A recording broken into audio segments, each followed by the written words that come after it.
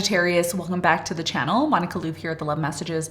So today we're going to be doing your reading from now until the end of June. This reading is going to help you move into the month of July. I'm going to be looking at past, present, and future for you. I'm going to also look at your challenge and what you don't see coming. If you are interested in this reading and you want all the details, you want all the information on what's going on, you want to know what's going on, there will be a link below this video for the extended. And in the extended, I'm going to clarify everything and I'm going to go more in depth into what's going on for you. Okay, so let's hop right into your reading. Let's see what's going on for you from now until the end of the month, moving into the month of July.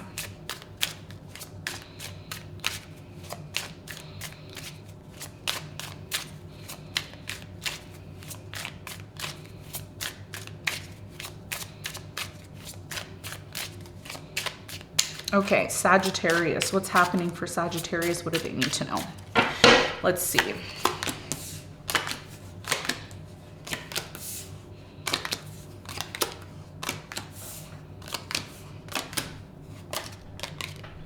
Your challenge, the world. What you don't see coming, 9 of Pentacles. Okay, upright. All right, Sagittarius. So what's going on for you?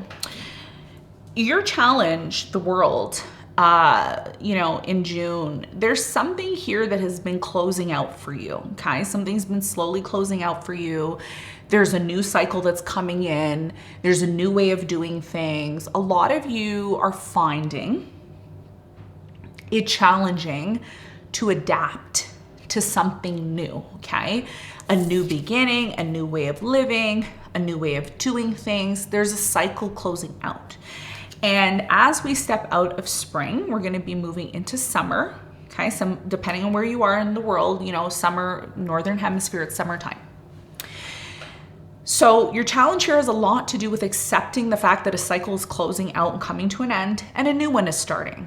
And you may want to know how you can navigate this new cycle.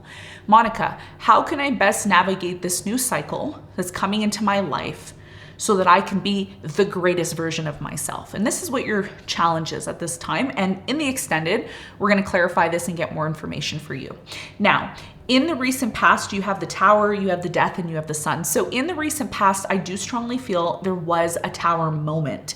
Now, for those of you who are new to the channel, what does that mean? What does a Tower moment mean? It means when things in your life start to crumble, when things in your life stop making sense, when things in your life, it's almost like, you turn here, you turn there, you don't know what's going on.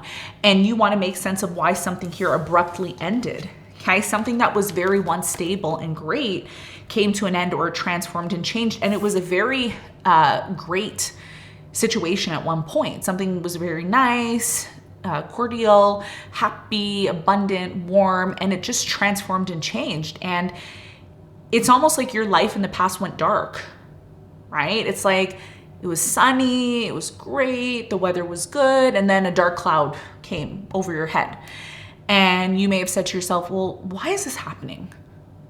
Why is it that I was really happy at one point and then things change? It's almost like you don't feel like yourself.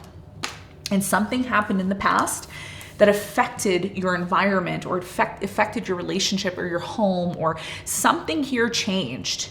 And it brought forth some sort of ending or a cycle closing out. We're going to see why later. Now, in the present moment, Sagittarius, you have the 5 of Pentacles, the Justice, and you have the 10 of Cups. So in the present moment, I do strongly feel there's an opportunity in the present moment for things to get better. I really feel that for you, okay? I feel there's an opportunity for happiness. I feel like there's a opportunity here for stability, for justice, for all of this. But I think in the present moment, what's really coming to your attention, whether you know this or not, is something here is lacking. Something here doesn't hold value anymore. And your job, okay, and yes, we all have jobs in the spiritual world for our physical world to be better and more stable.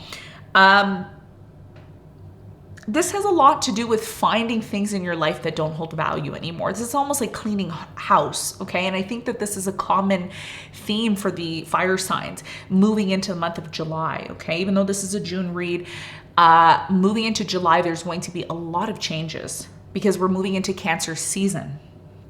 And Cancer season is very emotional. It's an emotional energy, right? It's connected to the home. Some of you, this is a situation connected to your home or your relationship, right? With the Justice here. So in the present moment, if you truly, Sagittarius, if you're looking for happiness, stability, fairness, justice, it's important you identify in the present moment what doesn't hold value anymore and be honest with yourself. The question you have to ask yourself is, what in my life isn't holding value anymore? It's dead. It's dead. It crumbled. It happened. It died out. Now let's be happy.